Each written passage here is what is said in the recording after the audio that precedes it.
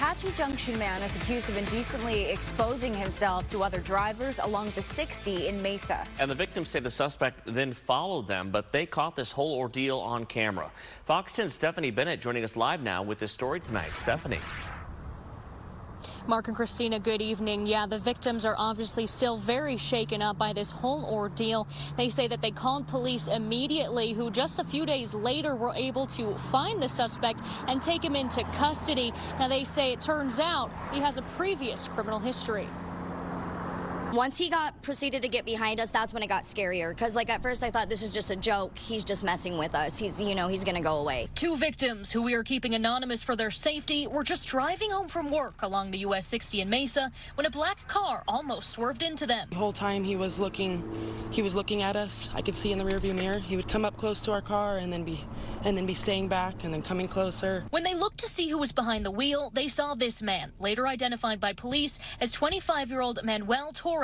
They say Torres was driving while also exposing himself. With a smile on his face the whole time. It was a joke to him, and we weren't going to do anything about it. They tried to drive away, but claimed Torres started following. They decided to film him for police evidence, but they say that didn't scare him. Then they called a friend to meet in a nearby apartment complex. As soon as I seen my friend park and I seen that he was going to proceed to pull up next to him, that's when I stepped right in front of him and took action. I threw the rock as hard as I could through the windshield at him, and he accelerated and took off. Paperwork obtained by Fox 10 says Mesa police used traffic cameras to find the license plate number, and in a photo lineup, the victims were able to positively identify the suspect. Instantly, I could tell.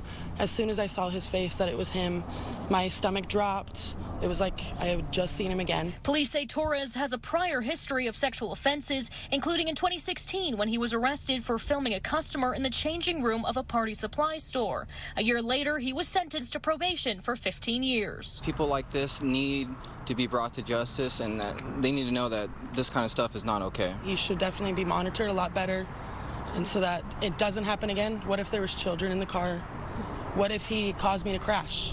What if I hit another person?